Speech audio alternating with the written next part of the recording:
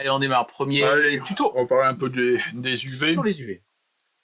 Bon, les UV, tout le monde connaît. Voilà, hein, On est parti de large.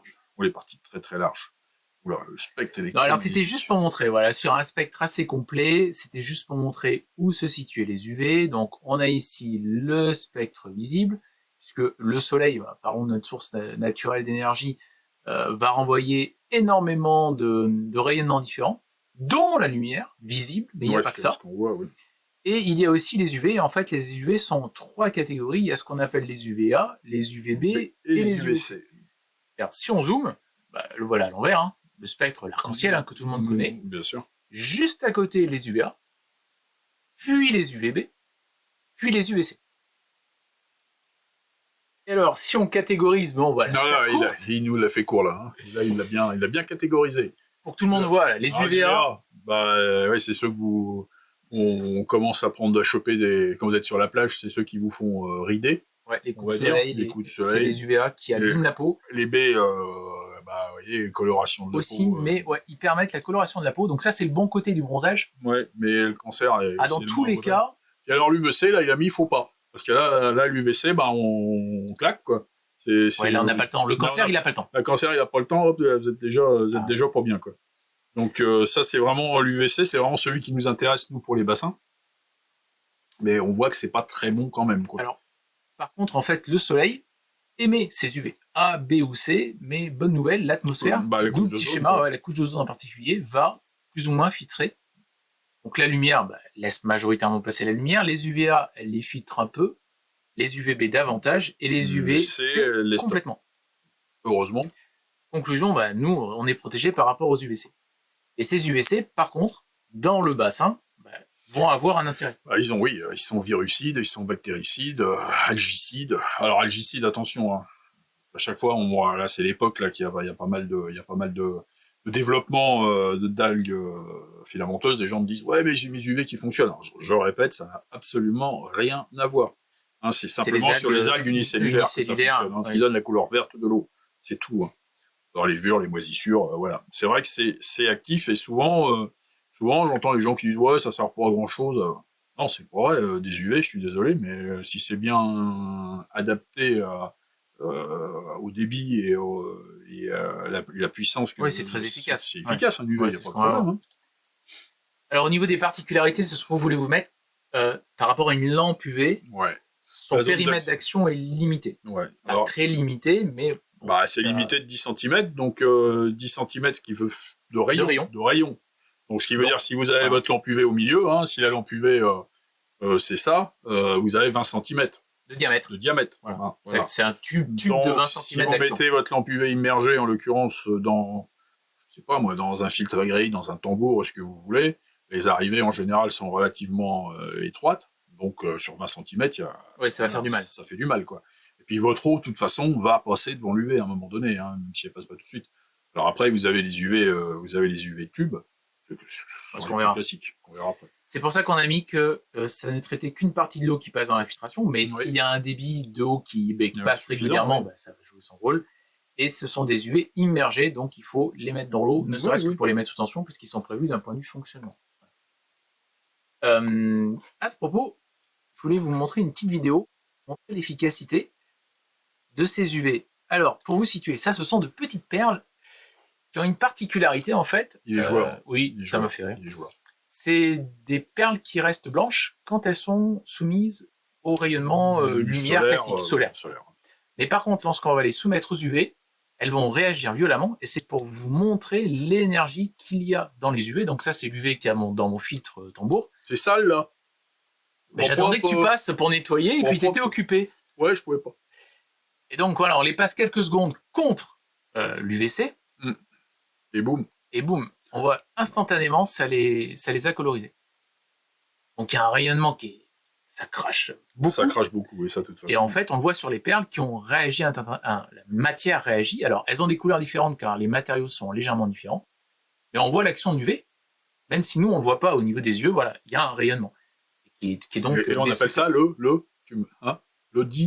dichroïsme. Ouais. Bref, ça, c'était ça fait bien, quand même. La conversation... Dans tous les cas, faut pas regarder Ah ouais, non, ça je confirme. Alors des fois, des gens qui me disent, ouais, c'est pas grave. Ah. Oui, bah, le faites pas trop souvent parce que vous allez voir, c'est grave. Quand vous commencez à avoir du sable dans les yeux, croyez-moi, c'est pas bon. Il peut y avoir des lésions. Bah ouais. Et puis il y a très des graves. lésions irréversibles. Aucun intérêt. Faut pas. Alors au niveau des technologies, c'est ce que tu commençais à expliquer tout à l'heure. La majorité des UV, c'est l'UV qu'on va mettre. La majorité, je sais pas, mais maintenant, ce qu'on utilise beaucoup, oui, c'est l'UV immergé parce que c'est facile, on ne perd pas de débit. Il n'y a pas de tube, c'est dans le flot naturel de l'eau, et donc on perd pas de débit avec. Tu peux le mettre où? Bon, dans le filtre à grille, tambour et grille, ça fonctionne bien. Grille, même un filtre à chambre, hein, à l'arrivée du filtre à chambre dans les brosses, ça risque de cuire un peu les brosses, mais bon, en plus que ça, faut éviter, voilà, c'est tout.